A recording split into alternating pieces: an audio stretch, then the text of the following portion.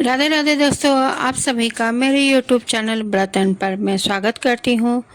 दोस्तों, आप सभी को ये ज्ञात ही होगा कि इस महीने यानी मई के महीने 17 तारीख से पुरुषोत्तम मास या मल मास या अधिक मास जिस नाम से आप जानते होंगे वो मास शुरू होने वाली है। और इस माह को बहुत ही प्रतिष्ठित और बहुत ही उत्तम माना जाता है। ऐसे तो इस मास में शादी, ब्याह, मुंडन, गृह प्रवेश ऐसे कोई शुभ कार्य नहीं होते, फिर भी इनका महत्व कई ज़्यादा उससे भी अधिक होता है। ऐसा क्यों होता है? इसके लिए मैं आज दो ऐसी बहुत ही आकर्षक कथाओं को लेकर उपस्थित हुई हूँ, जिससे आप भी सुनकर चकित हो जाएंगे। और उसके लिए आपको पूरी मेरी यह कथा सुननी होगी, या यूँ कहे पूरी ये वीडियो आपको सुननी होगी, देखनी होगी। साल 2026 में ज्येष्ठ मास में पुरुषोत्तम मास का योग बन रहा है। इसे अधिक मास भी कहते हैं। 17 मई 2026 प्रारंभ होकर यह 15 जून 2026 को समाप्त होगा। इसके तुरंत बाद ज्येष्ठ मास शुरू होगा, जो 13 जुलाई 2026 तक चलेगा। पुरुषोत्तम मास का महत्व और इसकी पौराणिक कथा क्या है, आइए जानते हैं। सबसे पहले पुरुषोत्तम मास से कैसे लगता है और कैसे जानते हैं कि पुरुषोत्तम मास या मल मास शुरू हो गया है। सूर्य के धनु या मीन राशि में गोचर के दौरान जो समय रहता है उसे मलमास या खरमास कहते हैं। लेकिन हर 3 साल में चंद्रमास के बढ़े हुए दिनों को सौर मास में समाहित करने के लिए एक अतिरिक्त मास का महीना जोड़ा जाता है, जिसे अधिक मास कहते हैं। इसे पहले मलमास और बाद में पुरुषोत्तम मास के नाम से जाना जाने लगा। इस मास में किए गए दान, पुण्य, स्नान आदि सभी धार्मिक आयोजन पुण्य फलदायी होने के साथ ही ये आपको दूसरे माहों की अपेक्षा करोड़ गुना अधिक फल देने वाले माने गए हैं। पुरुषोत्तम मास में सभी नियम अपने सामर्थ्य अनुसार करना चाहिए। जितना हो सके उतना संयम यानी ब्रह्मचर्य का पालन करो। फलों का भक्षण, शुद्धता, पवित्रता, ईश्वर आराधना, एकासना, देव दर्शन, तीर्थ यात्रा आदि अवश्य करना चाहिए। पुरुषोत्तम मास में 33 देवी देवताओं की पूजा का महत्व अधिक होता है। विष्णु, जिष्णु, महाविष्णु, हरि कृष्ण, बधो, दक्ष, केशव, माधव, राम, अच्युत, पुरुषोत्तम, गोविंद, वामन, श्रीशेष, श्रीकांत, नारायण, मधुरिपो, अनिरुद्ध, त्रिविक्रम, वासुदेव, यज्ञत्योनि, अनंत, विश्वक्षिभुनम, शेषयानी, संकर्षण, प्रद्युम्न, दैत्यारी, विश्वतोमुख, जनार्दन, धरावास, दामोदर, मघार्दन एवं श्रीपति जी की पूजा सबसे बड़ा लाभ होता है। धर्म ग्रंथों के अनुसार श्री नरसिंह भगवान ने इस मास को अपना नाम देकर कहा है कि अब मैं इस मास का स्वामी बन गया हूँ और इसके नाम से सारा जगत पवित्र होगा। इस महीने में जो भी मुझे प्रसन्न करेगा वो कभी गरीब नहीं होगा और उसकी हर मनोकामना पूर्ण होगी। इसलिए इस मास के दौरान जप, तप, दान से अनंत पुण्यों की प्राप्ति होती है। कहते हैं कि दैत्यराज हिरण्यकश्यप ने अमर होने के लिए तप किया। ब्रह्मा जी प्रकट होकर वरदान मांगने को कहते हैं तो कहता है कि आपके बनाए किसी भी प्राणी से मेरी मृत्यु ना हो, ना मनुष्य से और ना पशु से, ना दैत्य से और ना देवताओं से, ना भीतर मरूं ना बाहर मरूं, ना दिन में मरूं ना रात में मरूं, ना आपके बनाए 12 माह में, ना अस्त्र में मरूं और ना शस्त्र में, ना पृथ्वी पर ना आकाश में। युद्ध में कोई भी मेरा सामना ना कर सके। आपके बनाए हुए समस्त प्राणियों का मैं एक छत्र सम्राट हूँ। तब ब्रह्मा जी ने कहा, तथास्तु। फिर जब हिरण्यकश्यप के अत्याचार बढ़ गए और उसने कहा कि विष्णु का कोई भक्त धरती पर नहीं रहना चाहिए, तब श्री हरि की माया से उसका पुत्र प्रहलाद ही भक्त हुआ। उसकी जान बचाने के लिए प्रभु ने सबसे पहले 12 माह को 13 माह में बदलकर अधिक मास बनाया। उसके बाद उन्होंने नरसिंह अवतार लेकर शाम के समय देहरी पर अपने नाखूनों से उसका वध कर दिया। इसके बाद हर चंद्रमास के हर मास के लिए एक देवता निर्धारित है, परंतु इस अतिरिक्त मास का अधिपति बनने के लिए कोई भी देवता तैयार ना हुआ। ऐसे में ऋषि मुनियों ने भगवान विष्णु से आग्रह किया कि वे ही इस मास का भार अपने ऊपर ले और इसे भी पवित्र बनाए। तब भगवान विष्णु ने इस आग्रह को स्वीकार कर लिया और इस तरह मलमास के साथ पुरुषोत्तम मास भी बन गया। ऐसे भी मान्यता है कि स्वामी विहीन होने के कारण अधिक मास को मलमास कहने से उसकी बड़ी निंदा होने लगी। इस बात से दुखी होकर मलमास श्री हरि विष्णु के पास गया और उनको अपनी व्यथा कथा सुनाई। तब श्री हरि विष्णु उसे लेकर गोलोक पहुँचे। गोलोक में भगवान श्री कृष्ण ने मलमास की व्यथा जानकर उसे वरदान दिया, अब से मैं तुम्हारी स्वामी हूँ।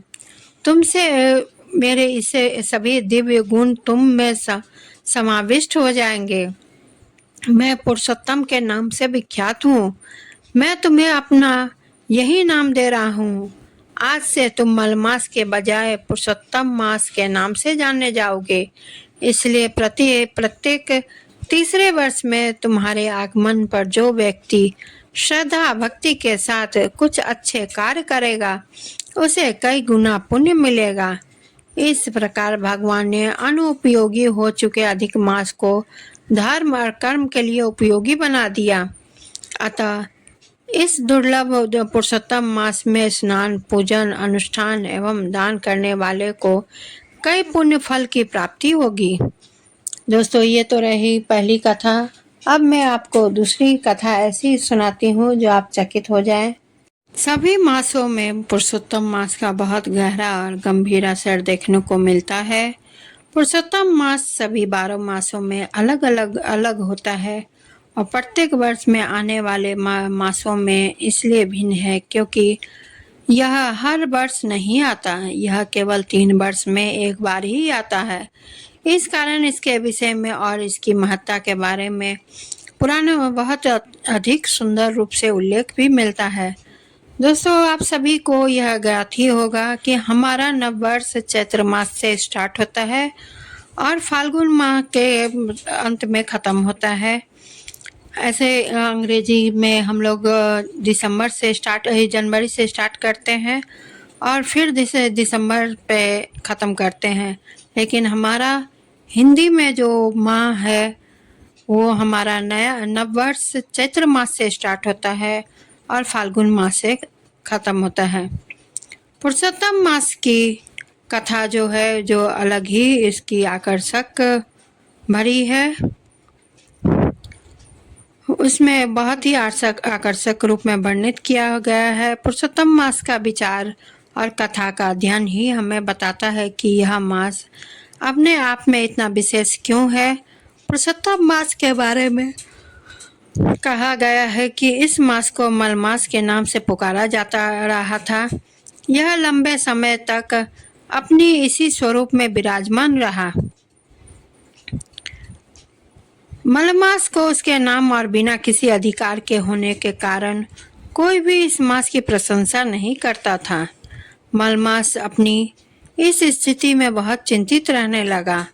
अपने नाम के कारण तो उसे सदैव ही निंदा सहनी पड़ती थी, पर अब उसके साथ ही उसके कोई स्वामी नहीं थे, इसलिए उसके अस्तित्व को भी नकारा जाने लगा था। परंतु सत्य बात यही थी कि मलमास के बिना वर्ष की गणना कर पाना संभव ही नहीं हो सकता था। मलमास के बिना समय गणना की स्थिति अब अव्यवस्थित हो सकती थी। इसी प्रकार की अवहेलना से दुखी मलमास चिंतित हो श्री हरि की शरण में जाता है।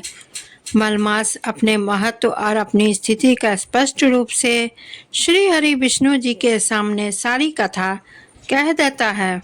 मलमास की कथा के अनुसार स्वामी विहीन होने के कारण उसे मलमास जैसी निंदा सुननी पड़ती है। मलमास को इस बात से दुखी होकर देख श्री हरि विष्णु जी ने उसे आश्वासन प्रदान किया कि अब से कोई तुम्हारी निंदा नहीं कर पाएगा। भक्त वत्सल श्री विष्णु ने उसे अपने लोक में स्थान देने का निश्चय किया। भगवान ने मलमास से कहा कि मैं अब से तुम्हें वरदान देता हूँ कि तुम्हारा स्वामी बनूंगा। तुम्हारे भीतर मेरे ही गुण विद्वान होंगे। करुणा सिंधु ने मलमास को अपने सभी दिव्य गुण से सुशोभित कर दिया। मलमास को अपना नाम पुरुषोत्तम दिया और कहा कि अब से तुम पुरुषोत्तम मास के नाम से जगत में विख्यात होगे और मेरे नाम से ही जाने जाओगे। भगवान के दिए गए वरदान के अनुसार ही मलमास को पुरुषोत्तम मास के नाम से जाना जाने लगा। इस मास के स्वामी श्री विष्णु जी है, इसलिए इस समय पर श्री विष्णु जी का ध्यान पूजन जप किया जाना अत्यंत उत्तम होता है। पुरुषोत्तम मास के अनेक नाम दिए गए हैं। इस मास को अधिक मास और मलमास भी कहा जाता है। इस दुर्लभ पुरुषोत्तम मास के समय भगवान श्री विष्णु के नामों का जप करना, स्नान, पूजन व दान करने से अनेक पुण्य फलों की प्राप्ति होगी। इस मास को प्रत्येक दिवस का समय अपने अनुरूप फलों को देने में सहायक होता है।